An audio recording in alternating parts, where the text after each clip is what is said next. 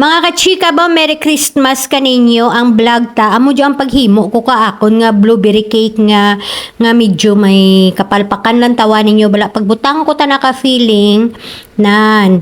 Ay abaw, nagrulutaw ta na atong wafer nga to nagsaraka tanda hindi do ta na mapunggan tigin takluban ko takon kapingganan. Ako gali ang inyong chikadurang ilungga may tinapusan pa ay it obra ti abi.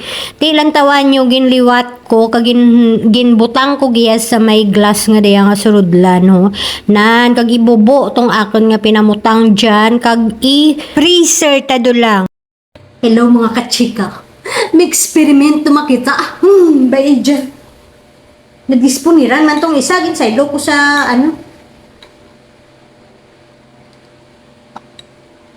ko pa to, ginbutang ko pa to sa freezer para nga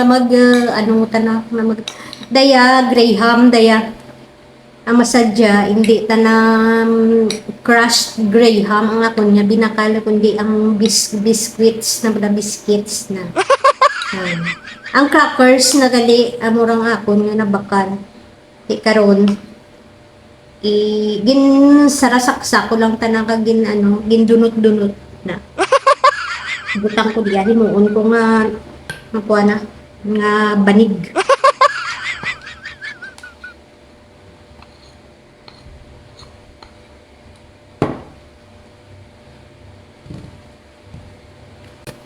Ay sala. Dapat ang wafer butang-butang sa kilid. Amo dun daya mga kachika ang palpak ko nga obra kagin saylo ko giya kagin butangan ko ka blueberry. Paulan tawa ninyo mga kachika ho nag-insakto gid man ang ikaduha ko nga himo manan mo ginbutangan ko ka gelatin para magporma. Ti kundi mayad na puro porma gawa bawa ay mapalpak gawa nga akon nga inobrahan pa i-ref ta padaya. Ano nga, baby? Ha? Baby Sara, oy, mga kachika, di ako na ako. Ay!